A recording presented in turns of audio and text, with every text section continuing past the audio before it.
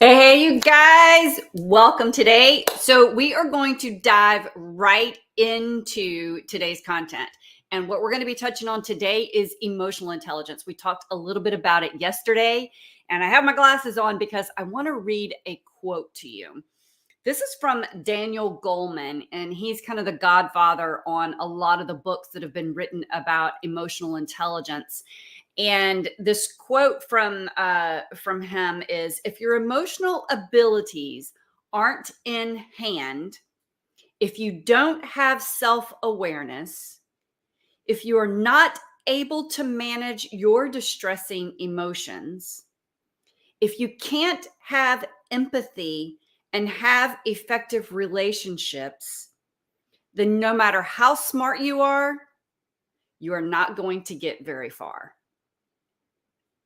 That pretty much sums it up. I could end today's broadcast right there. If your emotional abilities aren't in hand, if you don't have self awareness, if you're not able to manage your distressing emotions, if you can't have empathy and have effective relationships, then no matter how smart you are not going to get very far. That's Daniel Goleman. He's the godfather of emotional intelligence. And I wanted to start with that quote because that really sums up this whole aspect of the emotional intelligence piece. It really sums up so much of this entire series around these power skills, AKA formerly known as soft skills.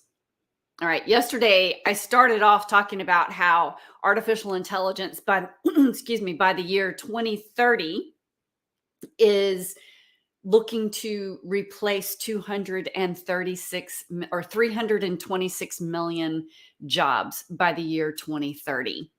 That's a lot. Well, yesterday I read that headline. This morning, I had almost the opposite kind of headline that I saw in my inbox. And the headline that I read this morning was: making sure that you have access to tools that can help you identify artificial intelligence copy online, right? The content that's out there that is produced by AI, whether that's Chat GPT or anything else. And I bring that up because, like I said yesterday, these power skills are truly the biggest differentiators in what's going to be happening for you and your business and the company that you're with, the department that you're with, et cetera, going forward. So it's this emotional intelligence part that we're going to dig into today deeper. I'm going to give you an overview of what emotional intelligence looks like. In fact, put in the comments how many of you actually have had any training on emotional intelligence, or you've read something about it. I know you've heard about it. EQ, emotional quotient, the emotional intelligence aspect. We know IQ, that's your intelligence level, right? There's EQ. And I mentioned yesterday that AQ is also super important. That's the adaptability quotient. And we're going to dive into adaptability and resiliency. Excuse me, my eyes are watering. We're going to be jumping into adaptability and resiliency later on in this series. But for today, we're diving deeper into emotional intelligence. So, how many of you put in the comments if you have had any training or if you've read anything on emotional intelligence? And I want you to think about impactful leaders. Okay, impactful leaders. What comes to mind for you? I want you to jot that down, put it in the comments, jot it down on a piece of paper. When you think about impactful leaders, what comes to mind? You know, there's been a lot of books that have been written on. One of my favorite books on impactful leaders is The Go Giver, and that whole series. And it dives into servant leadership and what that looks like. And emotional intelligence is a big part of that go giver, servant leader aspect.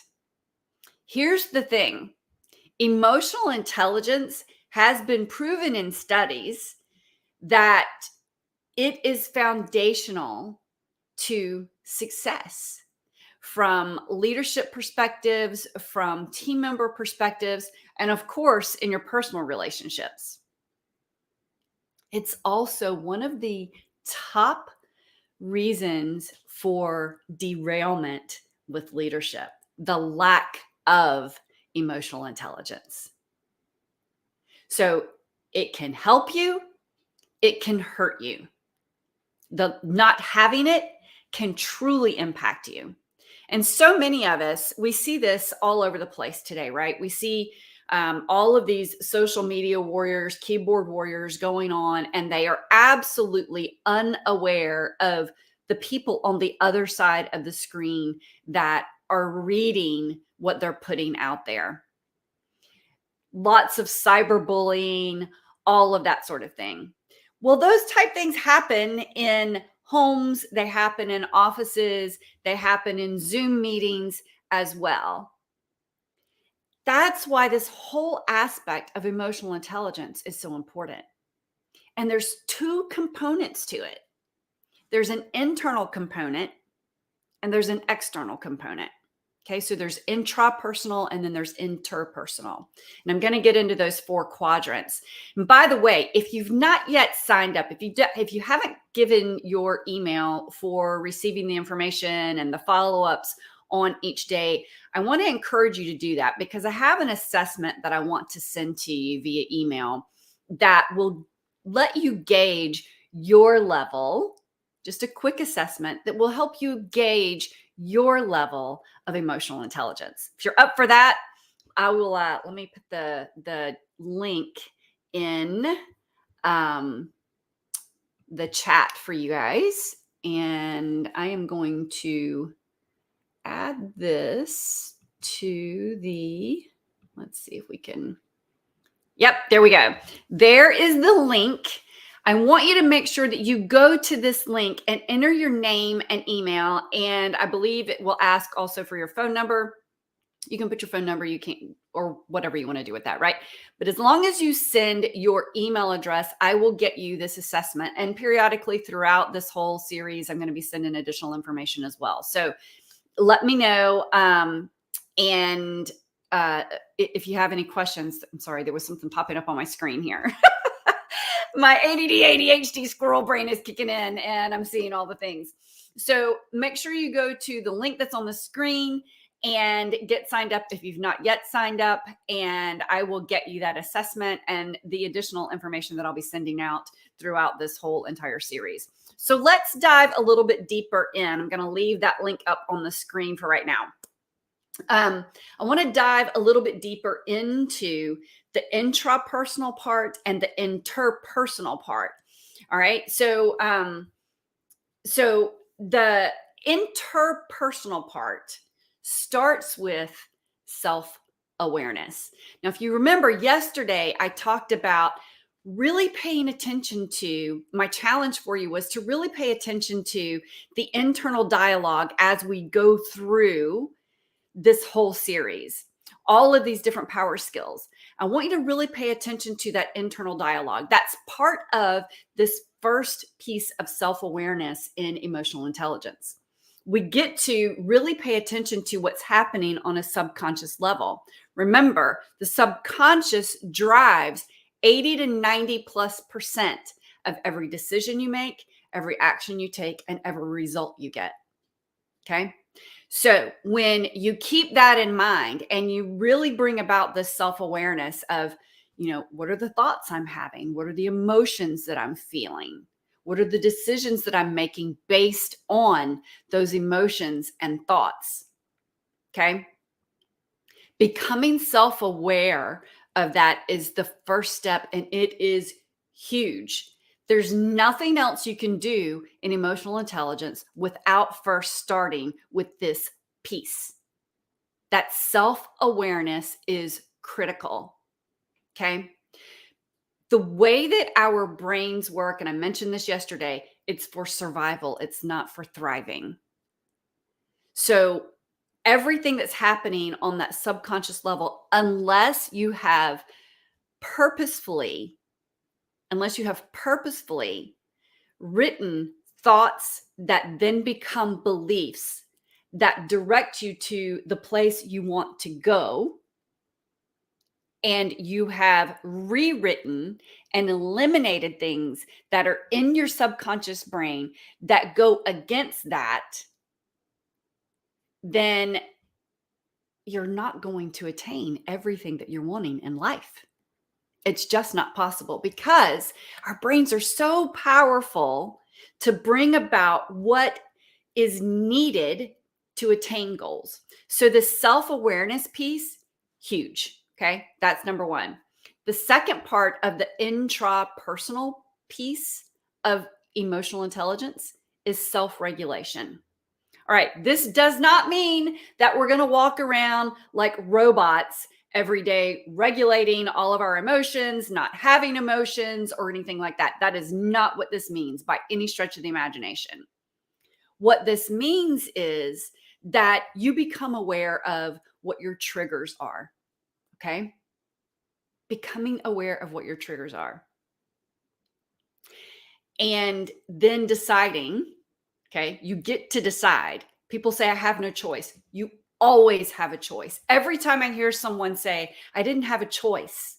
Yes, you do. You always, always, always, always have a choice. You always have a choice. Clinical scans of the brain show that anytime there is an emotion, there's actually a thought before that emotion. People love to say that emotion comes first and then it's the thought. That's not how it works. There's literally a thought first. It may be a split second of a thought, but that thought comes before the emotion. And that's based on your history and how you have interpreted events and how you're currently interpreting events. So, when you become self-aware, then you have the opportunity to really self-regulate and say, yes, I choose this. No, I don't choose this. And by the way, once you decide that you do have a choice, you take all your power back. No one has power over you at that point. You take 100% responsibility. 100% responsibility doesn't mean that you are to blame. It means that you're responsible for what happens going forward from that point. Okay. So self-awareness, self-regulation. Those are the two components in the quadrants for emotional intelligence. And then you have the interpersonal pieces, the two quadrants that are interpersonal. All right. So there's social awareness. How many of us have come across people who are completely unaware in social environments, whether it's online, whether it's in a Zoom room, whether it's at a party, whether it's at a family gathering, people who are socially unaware. They have no clue how people are impacted by the things they say and do. They are completely unaware of other people's emotions. They're completely unaware of other people's feelings. They're completely unaware of how others are being impacted by things that they do, say, etc. Right? So that social awareness is what is the first step to that interpersonal piece of emotional intelligence. Okay. And then the fourth piece is relationship management. Now, again, this does not mean that you're going around literally managing each of these relationships.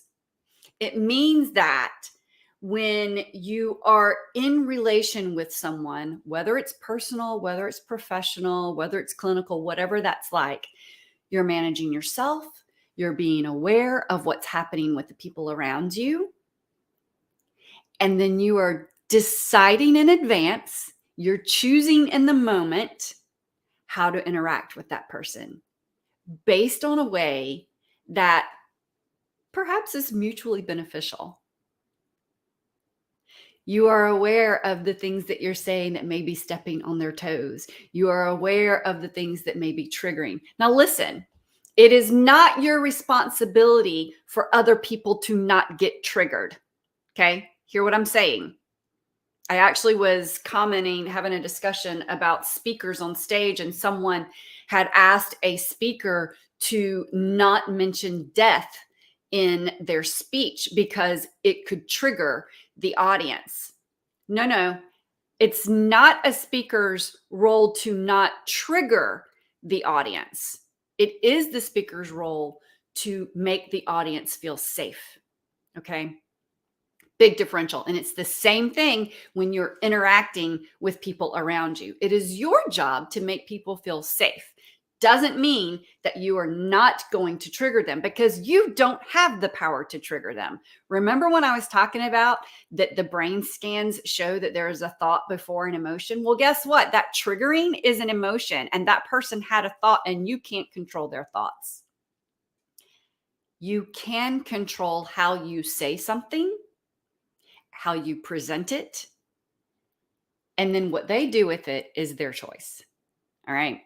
So it's a delicate little balance. We get to figure it out. And there's also the whole aspect of personalities, and there's personality assessments out there. And maybe you've done Myers-Briggs, maybe you've done DISC, maybe you've done Strengths Finders, maybe you've done, there's a whole plethora of them out there. There's cognitive and conative assessments that are out there. Conative is Kolbe, and that's a great one.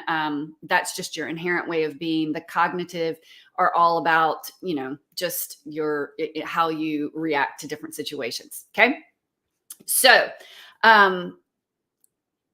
again, if you've not signed up to get the emails and notifications, I want to make sure that you do that, because I want to share with you an assessment for your emotional intelligence level right now. It's just a quick questionnaire, and I think it will help you get a better idea of the 4 quadrants. It will help you get a better idea of some of the content that I'm talking about today. And as I've promised, these are going to be bite-sized pieces. So that follow-up stuff will help you be able to take these pieces and implement them in your everyday life, because that's the whole purpose of this pop-up series, to give you actionable information, actionable topics, actionable challenges that you can take forward and start implementing right away. And the challenge today is, first of all, get on the list so that I can send you that information. 2, becoming more self-aware. Jot down those thoughts. I talked about this yesterday. What are the thoughts that are coming up whenever I talk about any of these situations? I know what happens in my brain when people talk about being triggered. I'm like, oh, it drives me crazy when people talk about how triggered they are. I'm like, no, you don't get to be triggered. You have a choice. You're giving your power away. When people say it is what it is, no, it isn't what it is. You have the power to make shifts. That's part of all of this. Okay. So, yes, emotional intelligence is part of the power skills, AKA soft skills, that people have talked about in the past. And what's happening on a subconscious level that impacts all of this is the key differentiator. Okay. You can talk about emotional intelligence all day long. And if you are not taking the time to dig in on this piece, some people call it mindset. It is far deeper than mindset. Okay. It's around neuroplasticity, it's around all sorts of things. So I'm going to keep digging into that piece on top of these power skills, because you can read about the power skills. You can go listen to the power skills. You can get books on it. You can listen to podcasts on it. You can listen to mindset. And until you do the work on your literal subconscious, bringing those things to the consciousness, it doesn't matter. It literally doesn't matter. Yes, EQ is important. It's foundational to the success of leadership. It is one of the number 1 derailments for people who are not emotionally intelligent. And the best way to take this whole concept of emotional intelligence and be able to incorporate it into your life, both personally and professionally, is to combine it with this whole piece of the neuroplasticity, with the neuroscience aspect and how our brains work. So that's it for today. Bite-sized piece. Your challenge is twofold. One, make sure that you get your name on the list so that I can get you the additional information and the assessment from today.